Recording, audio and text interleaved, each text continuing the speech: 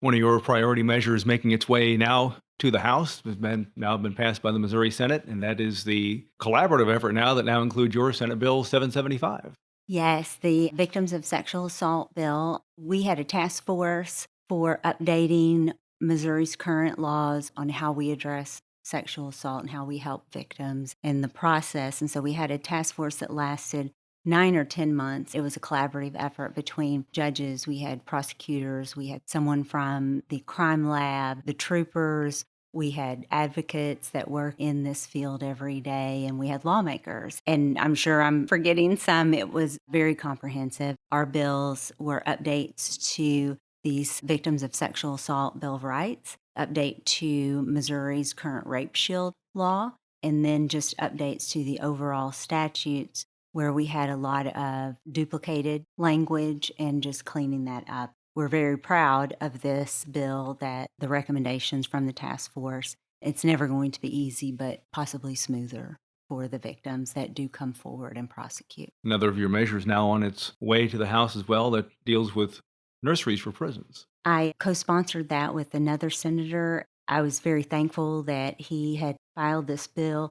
This is something that many other very conservative groups have been pushing for and seeing great success in other states. What it does is it allows up to a certain amount of time, if a baby is born to a mom in prison, that baby can stay with the mom, the infant can stay with the mom for an amount of time. And where this really, the numbers are really helpful in Missouri is because we have, through our drug court program, we have many who end up going into the 120-day treatment in prison. For the moms that fail at drug court and get sent to prison for the 120-day recovery, detox and recovery program, if they have their baby while they're in that 120-day program, their baby won't be sent to foster care. And so they can make that attachment that that infant makes with that mom. The mom is in a controlled environment where she's clean and working on getting through her recovery phase. And we've really seen great outcomes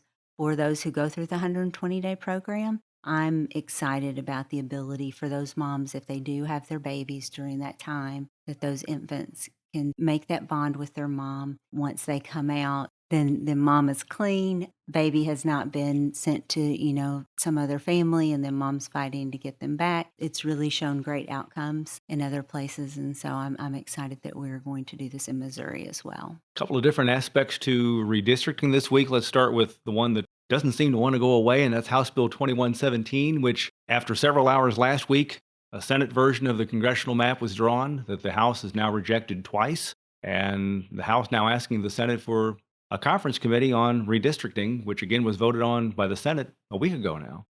Well, I reject that map as well. I know that Senate leadership and House leadership has been trying, and I know that it is a very difficult process. However, unhappy with the process on the Senate side. And when you have a county such as St. Charles County, fastest growing county in the state, senators from St. Charles County want to ensure that their county is in one congressional district. The problem with that is that county is so large, those votes and the dynamics of that county, having it in more than one congressional district is very important. So yes, you would have a very strong St. Charles County congressional district, but in turn, you've made some of the others weaker. The problem that I have with where it has landed, the 8th congressional district, which is where our district falls, is that they've put all of Jefferson County in our 8th congressional district, and that just really changes the base of our district. We are very rural and have always been very rural. Jefferson County is not rural. It's, South St. Louis. And it has rural areas. But what that means is, when we get initiative petition reform, which I'm very hopeful that we will get done this year, in an initiative petition, no one will have to leave Jeff County. Like, they can get all their signatures in one county. They never will have to go south. I just think that having a county that large, all in our very rural district, I think that it offsets it, and it's going to end up drowning out the rural vote. I'm just very disappointed with the way that our congressional district has turned out.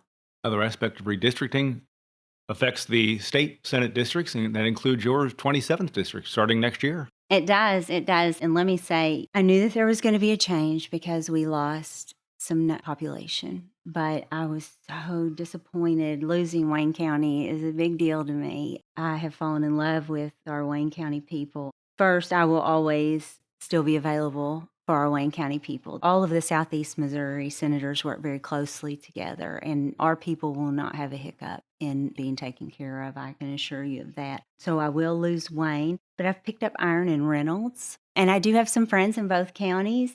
Really looking forward to learning more about those counties and visiting with them. And I know that they've got a little bit different dynamic than what I'm used to, being from the Boot Hill. I'm excited. I think it's going to be really neat learning more about the mining and the different things that their counties offer. Missouri is so diverse, and I'm excited to pick up a couple counties that I'm going to be learning about some of the diversity in.